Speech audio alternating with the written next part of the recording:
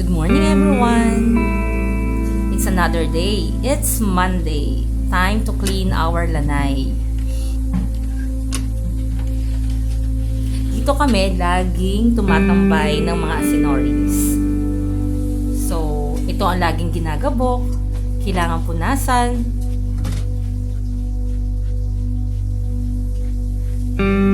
And after nyan, dahil wala pa kaming vacuum or yung vacuum namin ay mahina, wawalisan na lang. Actually, binabacuum ko naman ito once a month. So for the meantime, kukunin muna namin yung mga visible na dumi. Magdidilig naman tayo. Kapag kagantong tag-init, umaga't hapon namin dinidilig yung mga hanging plants na yan.